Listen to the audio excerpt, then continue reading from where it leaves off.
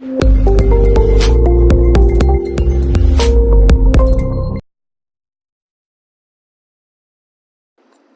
Everyone. आज मैं बात करने वाली हूँ क्रॉनिक स्काल्प सोरियासिस के। सोरियासिस का नाम आप सबने ज़रूर सुना होगा। सोरियासिस एक स्किन की कंडीशन होती है जो आपके स्किन पर बहुत ही धीरे धीरे डेवलप होना शुरू होता है और लेकिन जो बाहरी तौर पर देखने के लिए बहुत लंबे समय के बाद मिलता है। सोराइसिस और एक्जिमा तो ऐसी सिस्टर डिजीजेज हैं जो स्किन के ऊपर आती हैं, जिनका बहुत ज़्यादा लंबा कोर्स होता है। डेवलपमेंट में भी उतना ही समय लगता है, उसके क्योर में भी समय लगता है। क्रॉनिक स्कैल्प सोरासिस का मतलब ये हुआ कि ऐसा सोरियासिस जो आपके स्कैल्प पर यानी आपके इस पोर्शन पर लिमिटेड रहता है। कई बार ये जो सोरासिस होता है आपके हेयर लाइन पर, आपके कान के पास, बैक ऑफ द नेक पर जा सकता है। ये देखने में कॉस्मेटिकली अच्छा नहीं लगता है, इसलिए लोग इसका तुरंत इलाज चाहते हैं, ट्रीटमेंट चाहते हैं। साथ के साथ ये आपको इचिंग दे सकता है, आपको खुजली के साथ में जलन हो सकती है, या बहुत तरह के और डिस्चार्जेस वगैरह भी, स्टिकी डिस्चार्जेस भी निकल सकते हैं अगर बहुत ज़्यादा इचिंग किया जाए। स्काल्प के ऊपर कोई जो अल्सर है या कोई घाव जैसा भी बन सकता है। क्रॉनिक स्कैल्प सोरासिस के बारे में आज हम डिटेल में जानेंगे। हम ये समझेंगे कि इससे मिलती जुलती जो दूसरी स्किन की कंडीशन है, सेबोरिक डर्मेटाइटिस जो बोलते हैं, कैसे इसको डिफरेंशिएट कर सकते हैं। होम्योपैथिकली इसका कोर्स कितने समय तक का होता है, किस तरह से दवाइयों का चयन होता है, वो सारी चीजें हम इस वीडियो में जानने वाले हैं। सबसे पहले हम जान लेते हैं कि इसका कारण क्या होता है कि सोरासिस बॉडी में क्यों आता है। जो सोरासिस होता है स्किन की एक ऐसी कंडीशन होती है जिसमें आपके स्किन के सेल्स बहुत तेजी से ग्रो करते हैं। उतनी तेजी से ग्रो करते हैं क्योंकि नॉर्मली जो स्किन का साइकिल होता है, स्किन के सेल का साइकिल होता है, वो 28 से 30 दिन का होता है। सोरासिस के पेशेंट के अंदर उस पर्टिकुलर एरिया पे जो स्किन के सेल्स होते हैं बहुत ही तेजी से ग्रो करते हैं और 3 से 4 दिन के अंदर ही नए सेल्स बनते जाते हैं। अब ये सेल्स इतनी तेजी से डेवलप हो रहे होते हैं, इतनी तेजी से बन रहे होते हैं कि लेयर के ऊपर लेयर चढ़ती चली जाती है। एक थिक चर्बी जैसा वहां पे जमा हो जाता है जिसको हम स्केल बोलते हैं। अब जो स्केल होता है वहां पे पर्फ जैसा बन जाता है। वो स्केली जो अपीयरेंस होता है इसका, देखने में बिल्कुल से सफेद कलर का आपको स्केल दिखेगा। आसानी से उतर भी जाता है, फिर से वापस चला जाता है। और इसके साथ में जो अंडर एरिया होता है, जो पर्फ जमा हो रही है, उसके नीचे का जो एरिया काफी ज्यादा सेंसिटिव हो सकता है, रेड हो सकता है, पेनफुल भी हो सकता है। ये सारे जो प्रेजेंटेशन होती है सोराइसिस की होती है। ज्यादातर लोगों के अंदर सोराइसिस किसी भी बॉडी पार्ट में हो सकता है, कुछ लोगों के अंदर एक लोकलाइज्ड पार्ट में ही इफेक्टेड होता है, जिसको आज हम रीड कर रहे हैं, समझ रहे हैं, यानी कि स्कैल्प सोराइसिस। सोराइसिस के कारण क्या होते हैं? सोराइसिस का कारण में mainly this is an auto immune condition.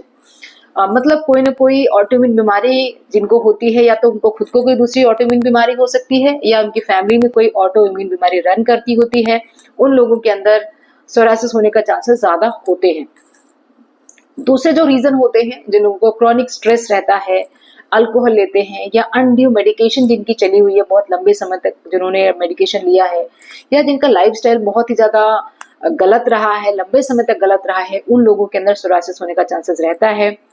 इसके अलावा कुछ ट्रिगर्स हो सकते हैं, जैसे पर्टिकुलरली उस जगह पे चोट लगने के कारण वहां पे स्किन ने ओवर ग्रोथ शुरू किया, और ओवर ग्रोथ होने के बाद परत के ऊपर परत लगती चली गई। इसके बाद धीरे धीरे करके वहां पे सोराइसिस एक फॉर्म में आ जाता है। सोराइसिस सिर्फ एक स्किन की कंडीशन नहीं होती है, सोराइसिस आपकी बॉडी के किसी भी पार्ट को अफेक्ट कर सकती है। इंटरनल भी प्रॉब्लम हो सकती है। प्रेजेंटेशन आपको सिर्फ देखने को मिलती है कि स्किन के ऊपर प्रॉब्लम है।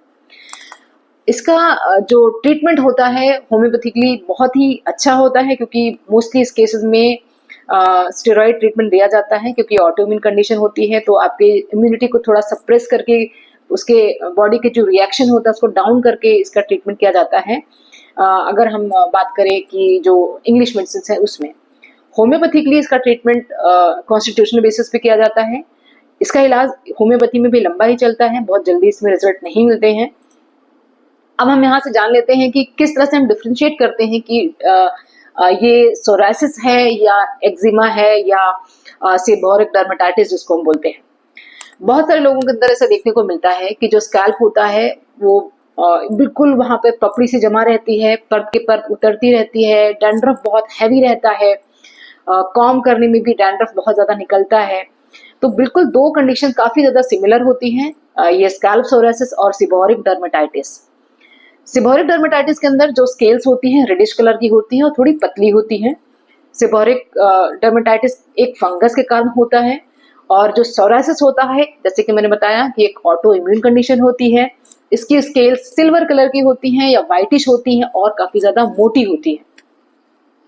जो सीबोरिक डर्मेटाइटिस होता है ये फंगल इन्फेक्शन का एक रूप होता है जो आपके स्कैल्प एरिया पे जम जाता है, जिसको मेलेसेजिया नाम का एक इन्फेक्शन कॉज करने वाला फंगस होता है, जिसके कारण ये प्रॉब्लम होती है।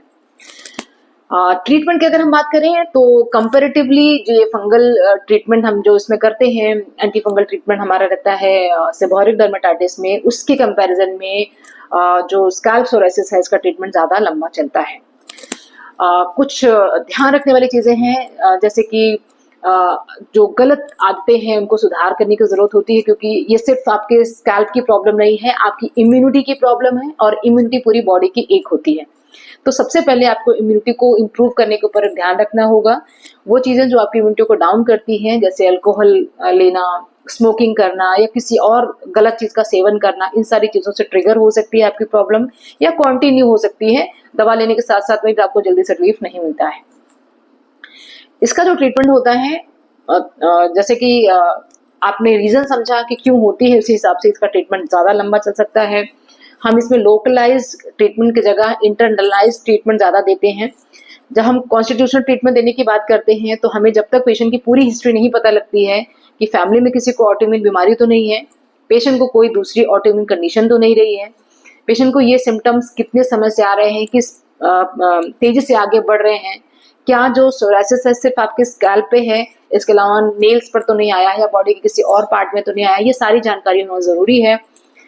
बहुत सारे लोगों के अंदर एक बहुत ही ध्यान रखने वाली चीज होती है कि जिन लोगों को स्कैल्प सोरासिस होता है उनको हाथों पैरों के उंगलियों में तरह तरह के दर्द हो सकती है, जिसको हम सोरियाटिक आर्थराइटिस बोलते हैं, जो कि अगेन एक बहुत ही ज्यादा पेनफुल कंडीशन हो सकती है। आपको आपके फिंगर्स को, आपके चलने फिरने के ढंग को, आपके काम करने को अफेक्ट कर सकती है। इसीलिए जिन लोगों को ये हाथों पैरों में उंगलियों में दर्द रहता है और सोरासिस साथ में रहता है तो उनको बिल्कुल सतर्क हो जाना चाहिए और इमीडिएट कंसल्टेशन डॉक्टर के साथ लेकर के अपना ट्रीटमेंट स्टार्ट करना चाहिए। होम्योपैथिक ट्रीटमेंट के लिए इसमें बहुत सी दवाइयां हैं जो हम देते हैं। कुछ दवाइयां हैं जो सिम्टम के आधार पर ही हम प्रिस्क्राइब करते हैं, कुछ दवाइयां हैं जो आप थोड़े रिलीफ के लिए आप ले सकते हैं। जैसे कि जिन लोगों को सोरासिस का केस, हमारे पास सबसे पहला जो फ्रेश केस आता है सोरासिस का, जिसने कोई आउटसाइड ट्रीटमेंट नहीं लिया है, उनके लिए बहुत ही अच्छी दवा है जिसको हम मिजीरियम के नाम से जानते हैं। मिजीरियम के अंदर जो परतें होती हैं काफी ज्यादा मोटी होती हैं। ज्यादातर जो अफेक्टेड एरिया होता है सिर्फ स्कैल्प होता है, यानी बालों का जो एरिया होता है वहां पर इस तरह के पैचेस बनते हैं, सिल्वरी व्हाइट पैचेस पड़ते हैं, काफी ज्यादा खुजली मचती है। ऐसे लक्षणों में मिजीरियम एक अच्छा ऑप्शन बनता है। बिल्कुल सिमिलर एक कंडीशन होती है जिसमें हम दूसरी दवा देते हैं जिसको हम ग्रेफाइट के नाम से जानते हैं। अब ग्रेफाइट को हम देते हैं जहां पर जो परत उठाया और उठाने के बाद वहां पे चिपचिपा सा लिक्विड निकलता है जो कि बहुत ज्यादा ऑफेंसिव हो सकता है। ऐसे लोग जिनको ठंड बहुत ज्यादा लगती है, अगर इनको स्कैल्प सोरासिस का प्रॉब्लम है तो इसमें ये दवा दे सकते हैं। अगर कोई पेशेंट बहुत सारा ट्रीटमेंट लेने के बाद आता है तो सबसे पहले हम उसको जो कॉन्स्टिट्यूशनल ट्रीटमेंट होता है उसके आधार पर सल्फर या ट्यूबिप्लानम दे सकते हैं, बट वो सब डॉक्टर को डिसाइड करना है कि कौन सी दवा देनी है। सोरासिस का ट्रीटमेंट कभी भी खुद से नहीं करना है क्योंकि ये 1-2 महीने में ठीक होने वाली चीज नहीं होती है, बहुत लंबा समय लेती है। तो डॉक्टर के ही गाइडेंस में उनके बताए हुए डोसेस के हिसाब से आप ये प्रॉब्लम के लिए ट्रीटमेंट लेंगे, नहीं तो आपकी प्रॉब्लम और ज्यादा बढ़ सकती है और बॉडी पार्ट्स को अफेक्ट कर सकती है। कुछ और दवाइयां हैं जैसे कि जो पेट्रोलियम नाम की जो दवा है, ऐसे लोग जिनके अंदर सर्दियों में जाकर के प्रॉब्लम ज्यादा बढ़ जाती है, गर्मियों में थोड़ा बेटर फील करते हैं, जो स्किन की जो कंडीशन है, स्पेशली जो स्कैल्प की कंडीशन है वो बहुत ज्यादा एग्रीवेट हो जाती है, खुजली बहुत ज्यादा मचती है, स्पेशली ज्वाइंट जो अफेक्टेड हो जाते हैं, तो ऐसे लोगों के अंदर पेट्रोलियम नाम की दवा बहुत अच्छा काम करती है। अगर सोरियाटिक आर्थराइटिस आ जाता है, साथ के साथ ये प्रॉब्लम के साथ में सोरियाटिक आर्थराइटिस आ जाता है तो उसके लिए दूसरी दवाइयां स्टार्ट हो जाती हैं, जिसमें हम स्टेलारिया मीडिया नाम की दवा काफी ज्यादा यूज करते हैं। लेकिन ये सारी जो दवाइयां हैं ये सिर्फ एक हिंट आपको बताना है कि किस तरह से हम होम्योपैथिक दवाएं देते हैं, लेकिन यही होम्योपैथिक दवाई हर स्कैल्प सोरियासिस के पेशेंट को नहीं लेनी होती है, हर पेशेंट की हिस्ट्री अलग होगी, हर पेशेंट का प्रेजेंटेशन अलग होगा, उसके हिसाब से ही आपको दवाई लेनी होती है। अगर आपको कोई दूसरी कंडीशंस हैं, डायबिटिक है, हाइपरटेंसिव है, तो दवाइयाँ दूसरी हो जाएंगी। तो यहाँ पर स्कैल्प सोरियासिस की वीडियो बनाने का यही मकसद है कि आपको ये जानकारी देना कि किस तरह से आप डिफरेंशिएट कर सकते हैं, किस तरह से आप जानकारी पा सकते हैं कि किस चीज़ से आपकी प्रॉब्लम बढ़ रही है, कैसे आप इसको शांत कर सकते हैं और कैसे होम्योपैथिक दवाएं आपकी मदद कर सकती हैं। खाने पीने में बहुत ज़्यादा आपको सतर्क होकर के खाना है, कोई भी कार्बोनेटेड ड्रिंक्स नहीं लेनी है, कोई भी चीज़ जो आपकी चीज़ों को ट्रिगर करती है, प्रिजर्वेटिव वाली चीज़ें आपको नहीं लेनी है। साथ में हाइड्रेटेड रहना है, बहुत सारा जो मिनरल्स है सैलड के फॉर्म में या वेजिटेबल्स के फॉर्म में आपको लेना है। होम्योपैथी कंसल्टेशन के लिए आप उसे व्हाट्सएप नंबर 7017991940 पर व्हाट्सएप करके आप अपना कंसल्टेशन बुक करके बात कर सकते हैं। अगर अभी तक आपने मुझे इंस्टाग्राम या फेसबुक पे फॉलो नहीं किया तो मुझे फॉलो करके और भी हेल्थ रिलेटेड रील्स देख सकते हैं जो कि आपके लिए बहुत ज़्यादा इन्फॉर्मेटिव होती है। आई होप स्कैल्प सोरियासिस के ऊपर ये इन्फॉर्मेशन आपको पसंद आई होगी। Wishing you very good health. Thanks for watching.